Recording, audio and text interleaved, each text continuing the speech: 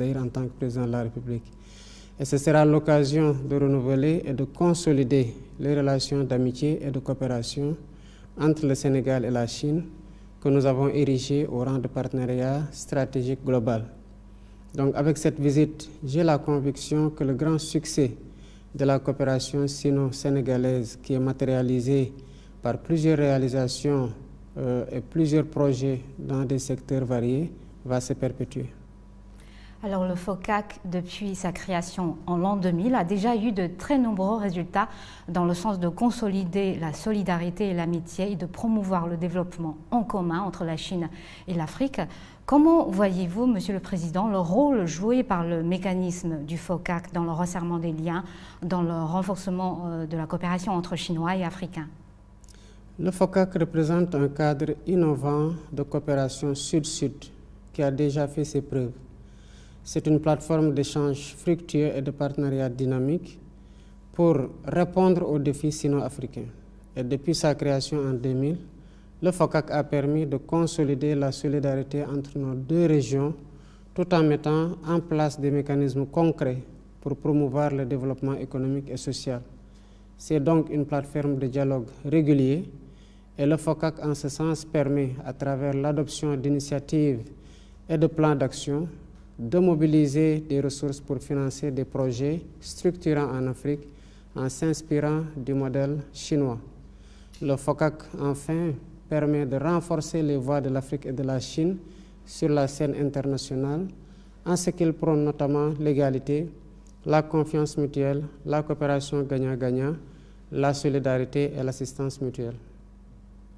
Et justement, Dakar, la capitale du Sénégal, a accueilli en 2021 la 8e conférence ministérielle du FOCAC, lors de laquelle le président chinois Xi Jinping a annoncé 9 programmes pour booster la coopération sino-africaine. Et en août l'an dernier, en Afrique du Sud, à l'occasion d'une conférence réunissant dirigeants chinois et africains, le président Xi a encore lancé 3 projets et initiatives pour soutenir l'Afrique dans ses efforts de l'industrialisation, de la modernisation de l'agriculture et de la formation des talents.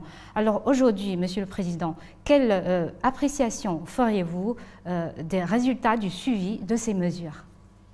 En tant que coprésident du FOCAC et hôte de la 8e conférence ministérielle du FOCAC qui s'est déroulée à Dakar, le Sénégal a été témoin des importantes réalisations de ce partenariat, en particulier dans le domaine des infrastructures, avec la mise en œuvre de l'initiative La Ceinture et la Route. Beaucoup de routes, d'autoroutes, de ports, d'aéroports et de chemins de fer ont été construits. Des investissements importants ont été réalisés dans le domaine de l'agriculture, de la formation technique et professionnelle, de l'hydraulique et de la santé. Certes, les défis restent immenses, mais le suivi des initiatives et programmes lancés par le président Xi Jinping montre l'engagement solidaire de la Chine aux côtés de l'Afrique, qui augure d'un partenariat plus fort et plus élevé. Nous pouvons donc exprimer notre totale satisfaction dans cette coopération et dans le modèle chinois. Et comme vous l'avez déjà rappelé tout à l'heure, Monsieur le Président, la Chine et le Sénégal sont liés depuis 2016 par un partenariat de coopération stratégique global. La Chine est aujourd'hui le premier partenaire commercial du Sénégal. Le Sénégal a été le premier pays en Afrique de l'Ouest à rejoindre l'initiative La Ceinture et la Route. Peut-on s'attendre à un renforcement de cette relation bilatérale sous votre mandat, vous qui recherchez la souveraineté nationale dans tous les domaines? Pensez-vous que la coopération chinoise pourrait vous accompagner dans cette dynamique? Absolument. Comme je l'ai mentionné plus haut, ma volonté est d'œuvrer au renforcement de cette coopération afin de hisser à un niveau plus élevé, notamment dans des secteurs prioritaires tels que l'agriculture, l'industrialisation, l'hydraulique, la formation technique et professionnelle et la digitalisation.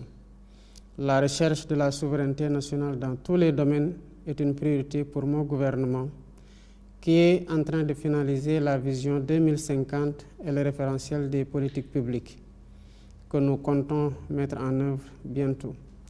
Nous travaillons donc avec tous les pays amis et partenaires qui sont disposés à nous accompagner dans la réalisation de ses priorités, y compris et surtout la Chine. Et en termes de politique internationale, on parle aujourd'hui de plus en plus de Sud global. La Chine en fait partie, comme le Sénégal. À votre avis, Monsieur le Président, qu'est-ce que le Sud global peut nous apporter dans notre monde d'aujourd'hui? Et comment voyez-vous les efforts fournis par la Chine pour promouvoir la coopération au sein du Sud global et pour pousser les pays en voie de développement à progresser ensemble? Le Sud global regroupe essentiellement des pays en développement et devient de plus en plus une réalité dans les relations internationales.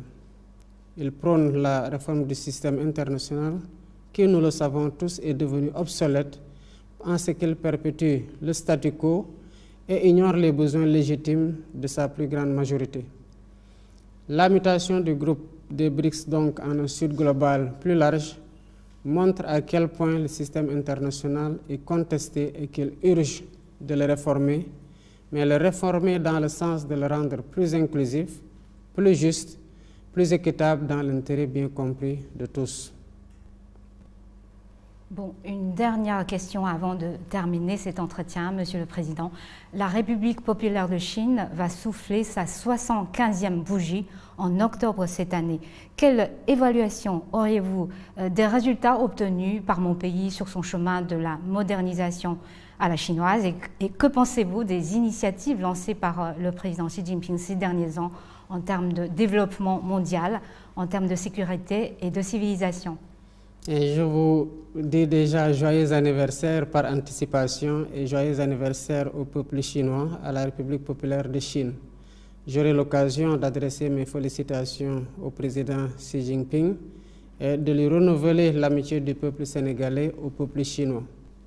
Avec une politique de grandes réformes d'ouverture, la Chine a pu réaliser des progrès impressionnants sur la voie de la modernisation. Et ce, grâce à une approche qui allie développement économique rapide, réduction de la pauvreté et amélioration des conditions de vie de sa population. Donc les résultats parlent d'eux-mêmes. Le modèle de modernisation à la chinoise plutôt, basé sur une forte capacité d'innovation, une industrialisation avancée et une gestion efficace des ressources, a permis de tirer des centaines de millions de Chinois de la pauvreté en quelques années. Ça aussi, c'est un constat qui s'impose. La Chine est donc, en ce sens, une source d'inspiration pour de nombreux pays en développement, y compris le Sénégal. Les initiatives lancées par le président Xi Jinping, telles que l'initiative pour le développement mondial, l'initiative pour la sécurité mondiale et l'initiative pour la civilisation mondiale, sont des contributions importantes pour renforcer le multilatéralisme comme fondement de la coexistence pacifique des peuples. Ces initiatives visent à promouvoir un développement inclusif et à renforcer la coopération internationale dans des domaines cruciaux pour l'avenir de l'humanité. La Chine, donc, en un mot, inspire toute l'humanité. Merci beaucoup, Monsieur le Président. Je vous souhaite bon voyage et bon forum. Merci beaucoup à vous aussi.